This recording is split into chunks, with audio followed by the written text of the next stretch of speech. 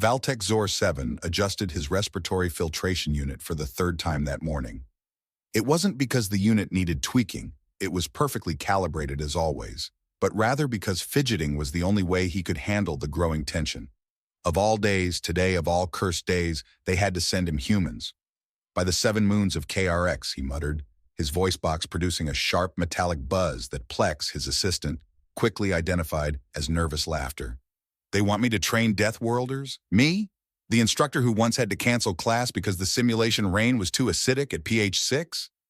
Plex's eye stalks twisted, which was his version of amusement. The paperwork had come directly from Admiral Norbel himself, and it was mind-boggling, apparently. The humans had completed their application in under an hour. The review board didn't even have time to reject them before they submitted all 177,000 forms. Wonderful, Valtech said, slapping all 4 of his upper appendages against his desk with exasperation. Not only are they supposedly indestructible, but they're also bureaucratically efficient. What's next? Will they breathe fire or shoot lasers from their eyes? The survival course, famously known as the Century Challenge, had been designed to take exactly 100 galactic standard years to complete. No species had ever finished it in less than 87 years, and most didn't finish at all. Their representatives typically slinked back to their home worlds with scorched exoskeletons and shattered confidence. The course was intentionally designed this way, a subtle but firm reminder to upstart civilizations of their place in the cosmic hierarchy. Their transport arrives in 20 minutes, Sulex commented, glancing at the chronometer embedded in his left claw. Shall I prepare the welcome nutrients? The standard ammonia-methane blend, perhaps? No, Valtech sighed heavily, his secondary heart valve fluttering in resignation. Apparently they drink water, plain, unadulterated dihydrogen monoxide. I had the maintenance droids sterilize some. Apparently they can die without it. Can you imagine a species so fragile that they need constant hydration, yet they evolved on a planet teeming with apex predators and unpredictable weather? He shook his head, utterly baffled. Make it make sense, Plex. Plex emitted a sound that was somewhere between a hiss and a deflated balloon. Maybe the rumors are exaggerated, sir. Surely no carbon-based life form could survive radiation levels above 3 rads or temperature fluctuations greater than 10 degrees in a single cycle. We'll see soon enough, Valtech replied, checking the readiness of the training grounds through the panoramic view screen. The baronial, meticulously controlled landscape of Training Sector 7 had been altered according to the humans' strange specifications. They'd requested gravity at 9.8 ms2 and an atmosphere of oxygen and nitrogen with 24-hour day-night cycles. Absolute madness. Valtech took one last look at his pristine, danger-free office, a sense of dread settling deep in his core. Nothing was going to be the same after today. Their ship is entering the docking sequence, the Academy Central AI announced. Human representatives arriving at Bay 12. All personnel are advised to maintain a safe distance of at least 3 meters due to potentially hazardous thermal output and unpredictable movement patterns. Well, Valtech said, straightening his ceremonial survival instructor sash, let's go greet the monsters. Human arrival and initial reactions from aliens. Valtech and Plex stood at the edge of docking Bay 12, keeping what they hoped was a safe distance. The massive airlock doors slid open with an ominous hiss, releasing a rush of what the sensors identified as nitrogen, oxygen, and, most notably, water vapor. They travel in steam, Plex whispered, his voice barely audible. Are they completely insane? Before Valtech could respond, 3 figures materialized from the mist. They actually walked, on 2 limbs, not hovering, slithering, or teleporting like most civilized species. They approached with a confident gait that sent a chill down all 4 of Valtech's spine segments. Heya, you must be the welcoming committee, the tallest human said, extending a 5-fingered appendage. His face contorted into what Valtech's cultural database identified as a smile, showing teeth in a manner that wasn't intended as a threat display. I'm Ethan, Commander Grayson, Earth Expeditionary Force. These are my colleagues, Sophia, Dr. Hawthorne, and Marcus, Lieutenant Turner. Valtech stared at the outstretched limb in horror. Direct physical contact with a creature whose internal temperature was a blistering 37 degrees Celsius? He hesitantly extended his least preferred manipulator appendage, prepared to lose it if necessary. The pleasure is entirely yours, Valtech replied, using the traditional galactic greeting for dangerous species. I am Senior Survival Instructor Valtech Zor 7, and this is Assistant Instructor Plex. The touch was unnervingly warm, like holding a power coupling that might explode at any moment. Dr. Hawthorne, the one with the longer head filaments, burst out laughing. The sound was jarring, loud, and completely unnecessary. Don't worry, we don't bite. Well, not unless the protein rations run out, she said, winking at Valtech, who instinctively retracted his eye stalks in defense. A joke? It was just a joke, Lieutenant Turner clarified, noticing Plex slowly retreating. We're actually thrilled to be the first humans to attempt your famous survival course. Valtech took a deep breath, regaining his composure. All 8 of his breathing tubes fluttered with forced calm. Yes, well, about that, he began. I feel compelled to inform you that the Century Challenge has never been completed in less than 87 galactic standard years. The typical graduate age is around 140. We've prepared accommodations for your great-great-grand offspring to finish the course. Oh, we plan to knock it out today, Commander Grayson interrupted, checking a primitive timepiece strapped to his wrist. Maybe tomorrow morning if things get hairy. We've got a diplomatic reception back on Europa next.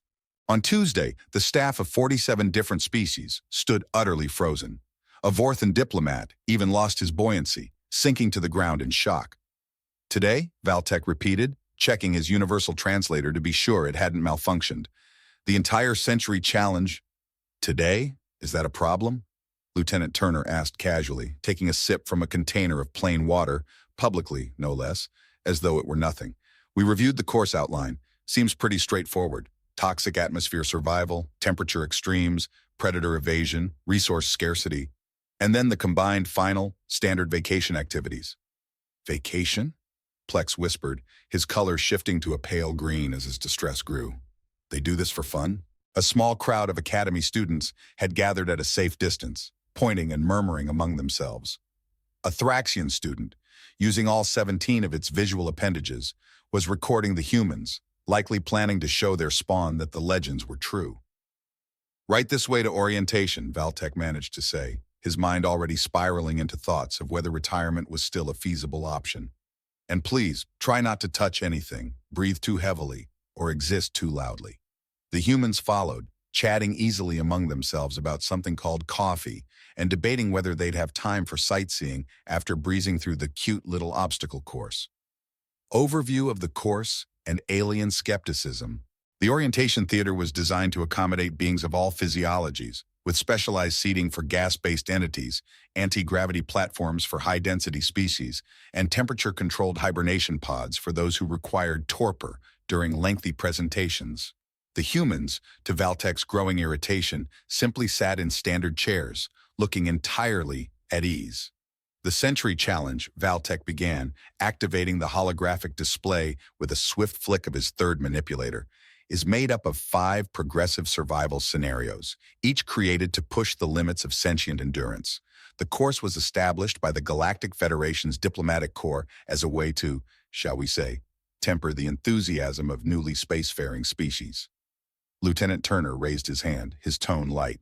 So it's basically hazing for baby civilizations. Valtech's respiratory sacs contracted in surprise.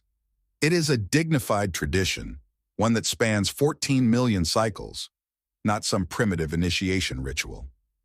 Sounds like hazing to me, Dr. Hawthorne whispered to Commander Grayson, her voice intentionally loud enough for the entire auditorium to hear. Several gaseous entities around them visibly contracted in embarrassment.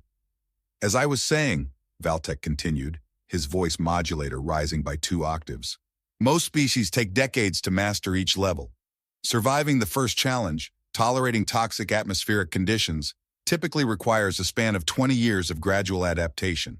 The hologram showed several aliens in protective suits, many unconscious or being dragged off to medical facilities. What exactly qualifies as toxic? Commander Grayson asked, scrolling through a handheld device. The information packet is a bit vague on the specifics. Plex stepped forward, holding a data pad. The atmospheric chamber contains trace elements of chlorine, sulfur dioxide, and methane, with oxygen levels reduced to 15% and temperatures fluctuating between 10 and 40 degrees Celsius. The humans exchanged a glance before bursting into synchronized laughter. What? Valtech demanded, bewildered. What is so funny about potentially lethal conditions? Dr. Hawthorne wiped a tear from her eye. Sorry. It's just, I grew up in Los Angeles. That's basically a good air quality day. I was stationed in Dubai, Lieutenant Turner added.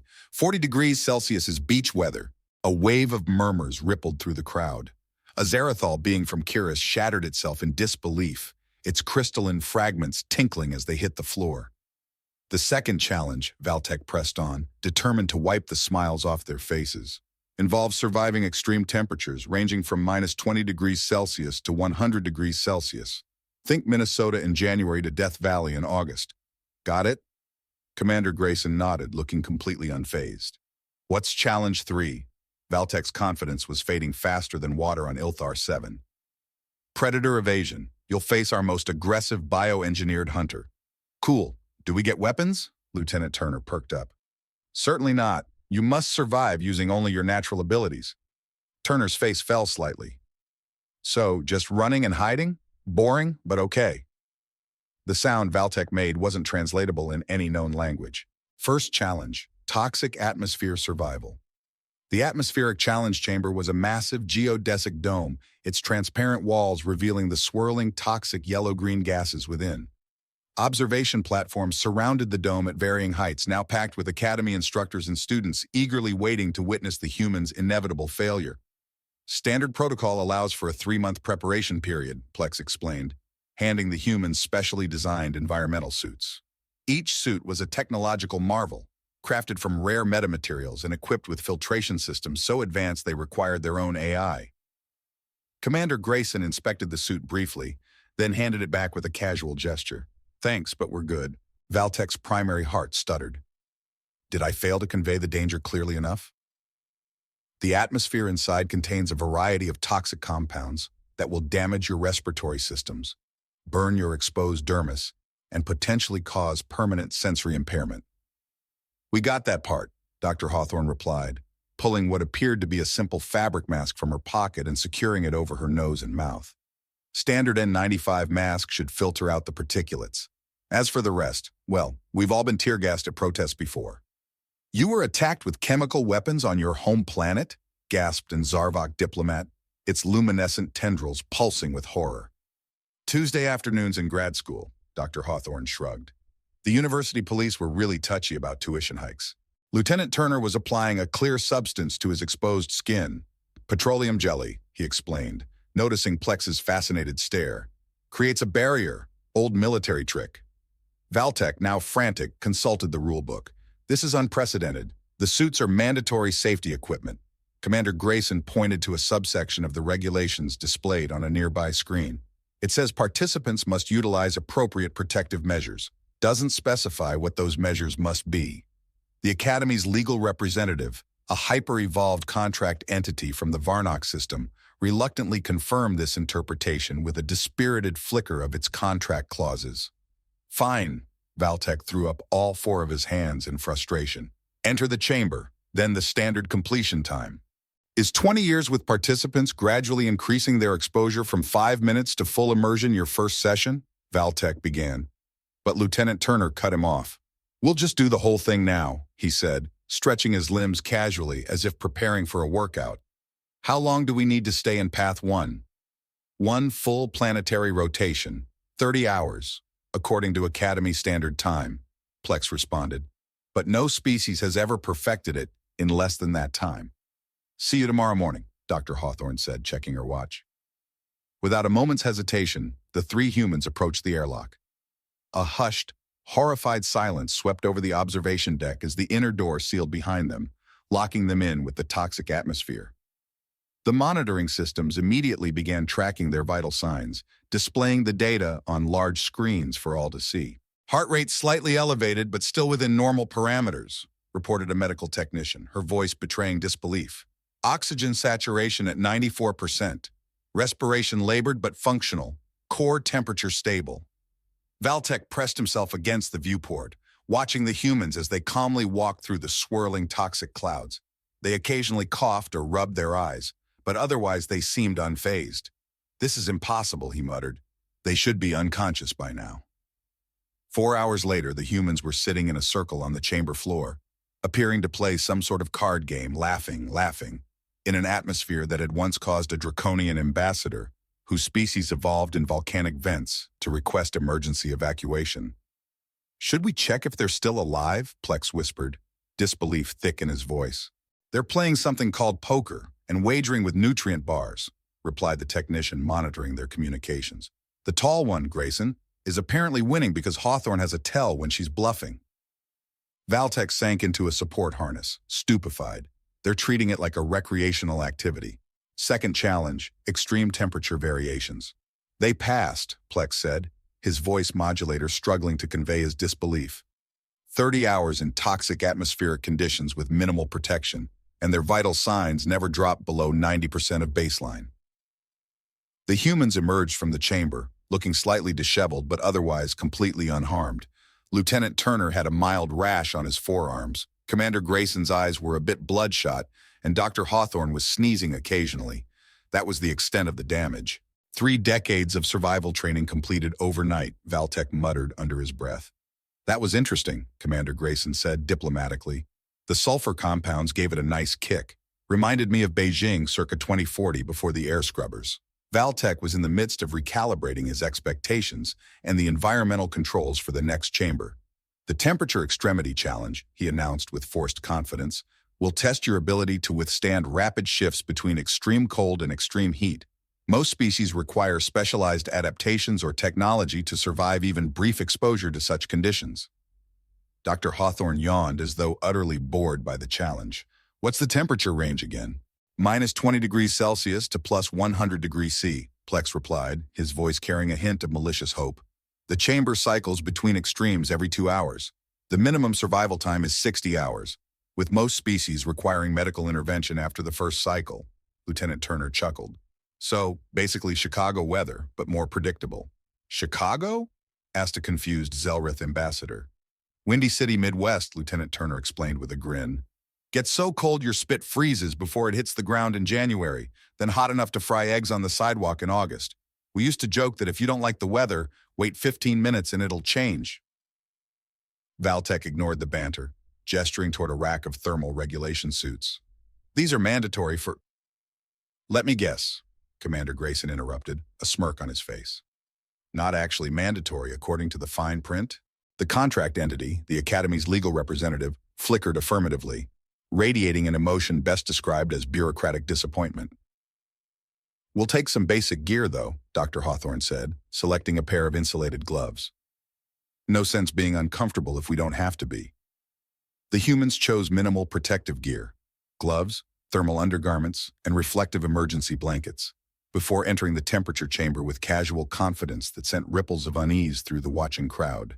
The chamber itself was a technological marvel, capable of flash freezing one section while superheating another, creating temperature gradients that would kill most species instantly. The outer walls displayed thermal imaging, with hot areas in bright red and cold areas in deep blue.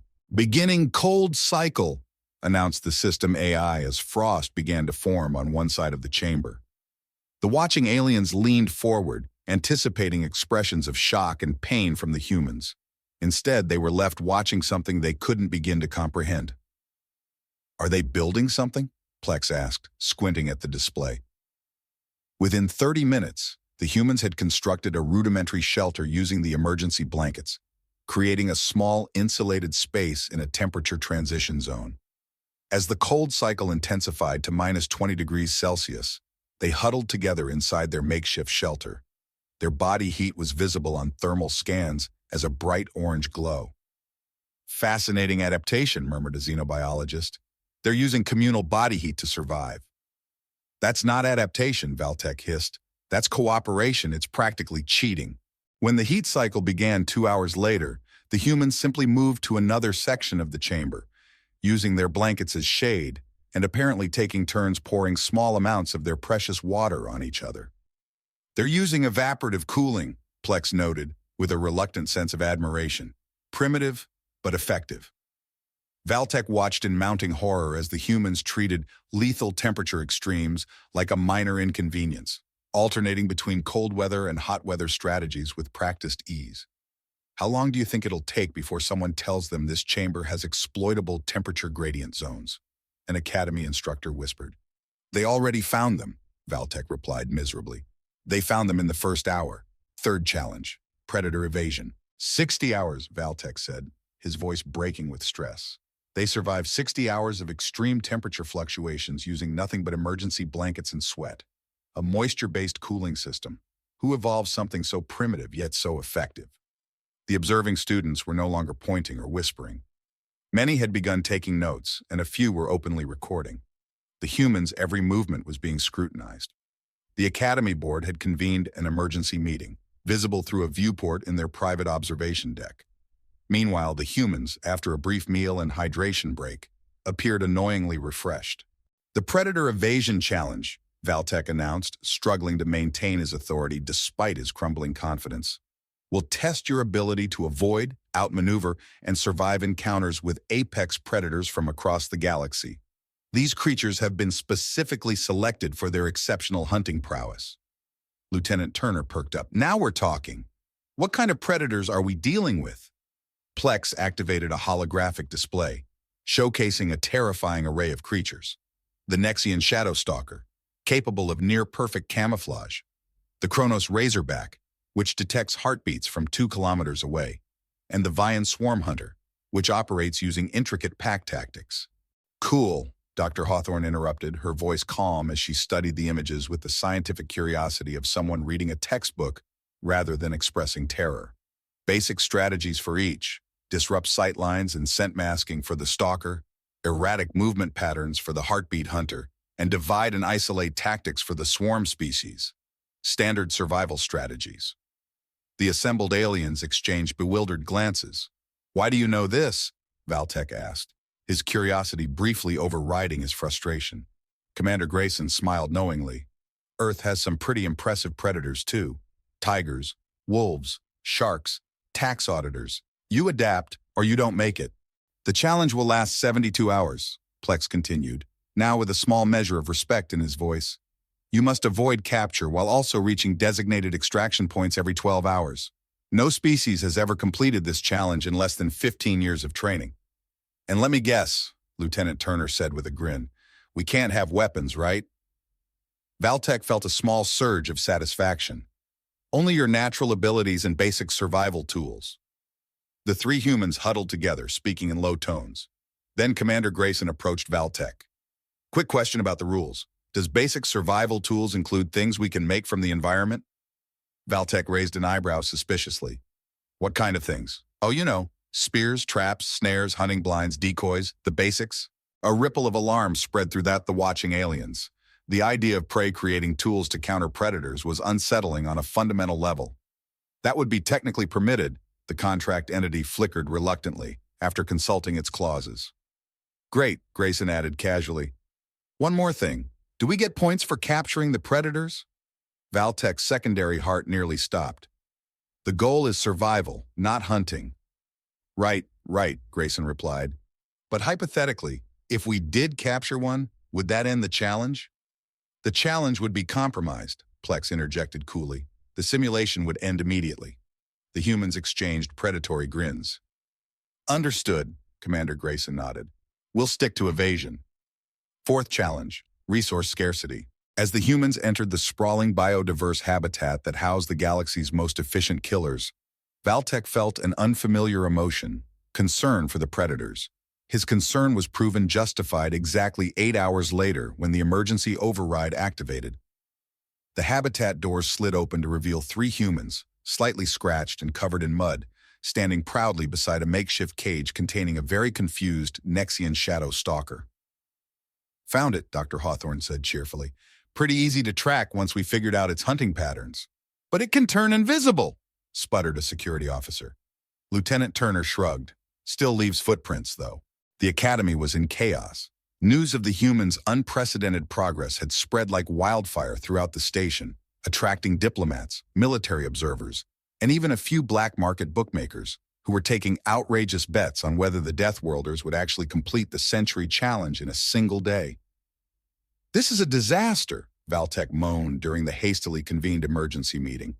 They're making a mockery of our most sacred traditions. Admiral Norble, who had approved the humans' application, shifted uncomfortably in his seat. Perhaps we should consider this an opportunity for cultural exchange. Cultural exchange? Valtek's voice rose to an ultrasonic pitch, making several crystalline beings vibrate dangerously. They captured a shadow stalker using nothing but vines and rocks. The psychological evaluation team is still trying to convince it to come out of hibernation. Meanwhile, the humans were examining the fourth challenge arena with far too much enthusiasm. The resource scarcity challenge, Plex explained, his professional demeanor now tinged with something close to respect, will test your ability to survive in an environment with minimal sustenance, portable water, or shelter materials. Most species require decades to develop the necessary conservation techniques and foraging skills. Commander Grayson surveyed the barren landscape through the viewport, taking in the harsh, uninviting terrain. How long do we need to last? 90 standard cycles, approximately 3 Earth months, Plex replied. You will be provided with 3 days' worth of supplies at the beginning. After that, you must be self-sufficient. Dr. Hawthorne studied the environmental readouts with an amused expression. Is that seriously a desert transitioning to tundra with nothing in between? That's just lazy biome design.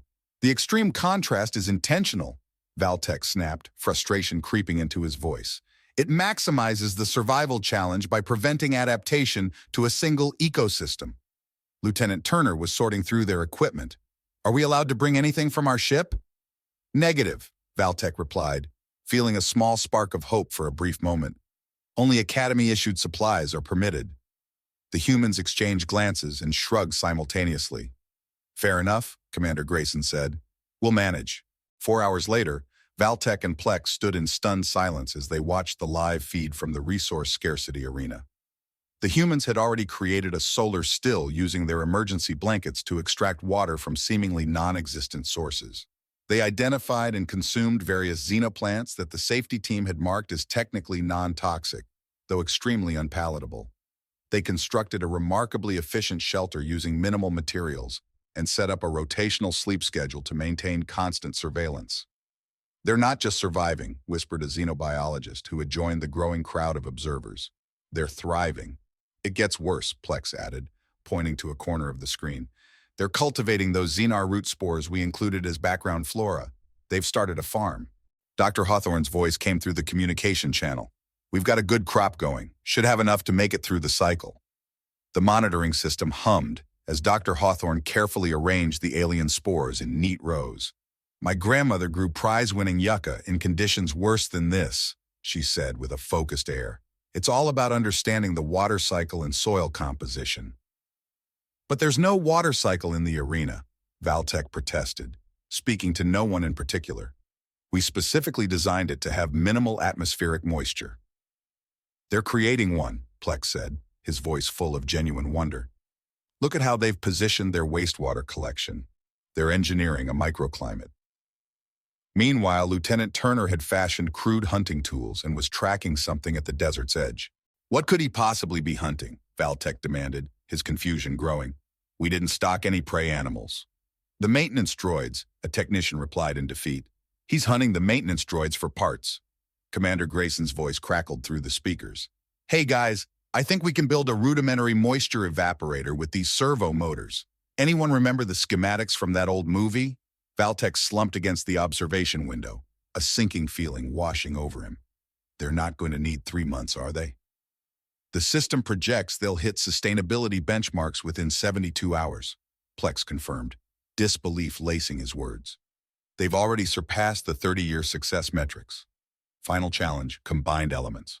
This is unprecedented. Admiral Norbel addressed the emergency session of the Academy's High Council. 4 challenges completed in less than 30 hours.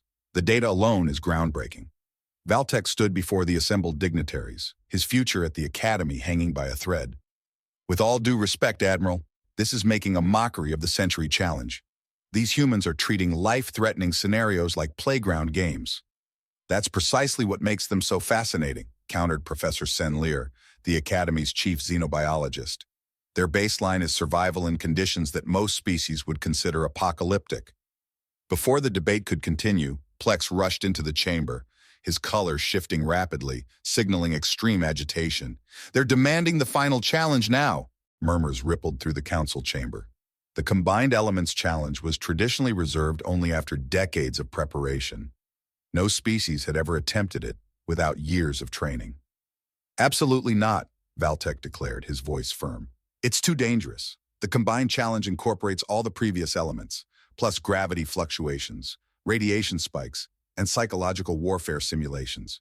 Even I wouldn't survive it. That's not your decision to make, Admiral Norbel said quietly, his tone unshakable. According to Academy regulations, if candidates successfully complete the prerequisite challenges, they cannot be denied the opportunity to attempt the final trial. The contract entity flickered in solemn confirmation. 30 minutes later, Valtech stood before the three humans at the entrance to the Combined Elements arena. It was a massive, volatile environment that could only be described as a hellscape. Zones of toxic gas swirled through areas of extreme temperatures. Gravity plates created pockets where objects fell sideways or floated upward. Radiation warnings flashed on the screens, and the outlines of several predator species could be seen prowling through it all. "This is madness," Valtech said, attempting one last appeal. "The Combined Challenge has a mortality rate of 34%, even among species who've trained for centuries. We cannot guarantee your safety." Commander Grayson smiled, completely unfazed. "We appreciate your concern, Instructor Valtech, but where we come from, we don't back down from challenges. Our homeworld throws worse at us before breakfast." Lieutenant Turner added with a grin.